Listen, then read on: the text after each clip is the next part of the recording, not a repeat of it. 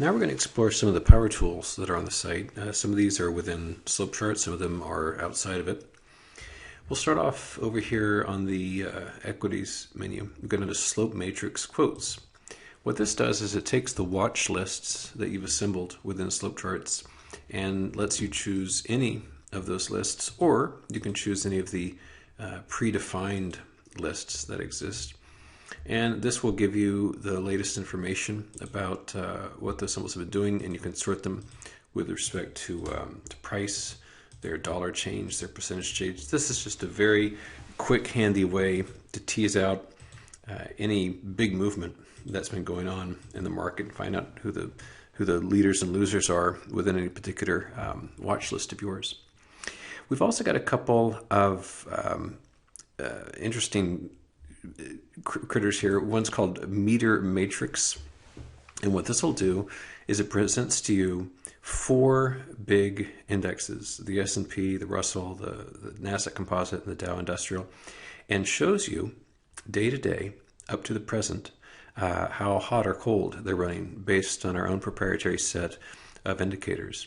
You can also hone in on any particular symbol you want to explore with Market Meter, which is the same concept, except you can punch in the symbol yourself. So let's say I want to do, for instance, Home Depot, and it would analyze that for me instead.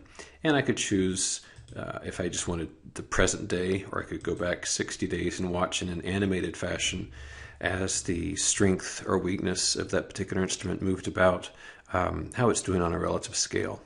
And it's kind of an interesting way to view the market as opposed to just an historical viewpoint. There is also a place where not only you can access your own watch list, but look at the watch list of others that they've shared. And they have to choose to share them, but you can go down to shared watch lists, and this will present to you in a very organized fashion bullish, bearish, and just custom collections, commodities, all kinds of different sets of information that people have gathered to share with the group in terms of shared watch list. And you can, of course, choose to share your own watch list if you like, and that would give you instant access to them within slope charts. Another nice use of the watch list is the customized earnings.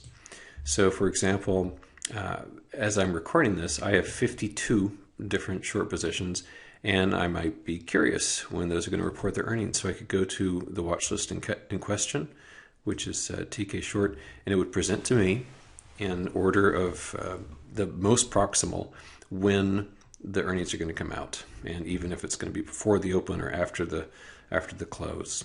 Stock by stock, really see in a very bespoke fashion what earnings are coming up that are relevant to my world. I would also point out this real-time sectors, and that is exactly what it is, because it will present to you up to the moment what various sectors are doing in terms of strength or weakness. And you can not only go real time, you can go back as far as, say, 10 years, or as little as 1 day, 5 days, what have you. Now let's take a moment to turn our attention to slope charts, where some of the power tools are wrapped up within the product itself. And as before, I'm going to make use of the full screen function. Well, it's a little soon for that. It has to load it first. But the full screen function so that we can enjoy all the real estate on the screen. And let me punch in, let's say, we'll go back to, say, Intel. And this is about automatic trend lines. And so here, I could go down, and you can see auto trend line. And what it'll do for you is it'll either drop down from the top and the bottom trend lines automatically, or to the right or the left of the cursor. And I don't want to go into this in detail because there's a video specifically about it, but my point here is that this has been a tremendous time saver for myself instead of one by one laying down trend lines. And I would also note this choice here, instant trend lines, so that if you're thumbing through a bunch of different charts, that you could just keep that on all the time and see Slope Chart's own presentation of what it considers the most relevant supporting and resisting trend lines for you. There is another tool here known as Future Trend, which has its own dedicated video, but briefly here I'll show you that it lets you see, based upon past price data, the conjecture that Slope Charts is making about where the stock's going to head next. And it'll plot that out for you. And if you choose to, you can also see historically how it's done. So I could show the prior trend and the future trend. In other words, it shows what it would have anticipated the movement to be. And you can see, of course, what actually transpired. So I'll go ahead and turn that off too. So that's the future trend feature within slope charts. We'll just return to just regular real price data.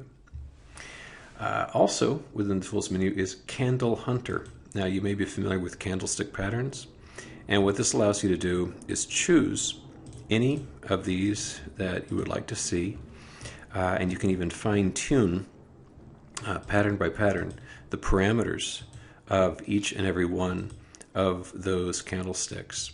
And what this does for you is that, I'll just select them all just to be for the sake of example.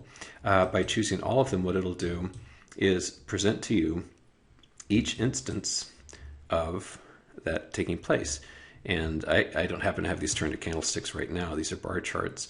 But it'll show for me every instance of any particular candlestick pattern that I have found within Candle Hunter.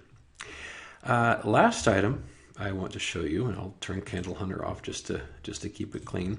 The last item is known as relative rotation graphs. Now let's minimize this, and I'm going to go to Chart Relative Rotation. And this is a very unique kind of graph, and it shows you just a little example here at first. But what happens in this instance is that it will take any given watch list or the tickers you type in manually, and it will put them in this quadrant that you see here. Now, when you fetch a lot of symbols, as I've just done, it takes a few moments because there's a lot of calculations going on in the background, but it'll animate for you this presentation of whatever stocks you've entered in terms of whether they are currently leading, weakening, lagging, or improving. And they tend to move ideally in a clockwise direction, but as you can quite plainly see, it certainly doesn't always work out that way. So that's another very novel way to examine, either on a stock-by-stock basis or with a family of financial instruments, what the nature of that group is doing relative to itself within that quadrant. There are other tools on the site, but we're not going to go through them all. This is really just about giving you a taste to whet your appetite so you can do some exploring on your own too.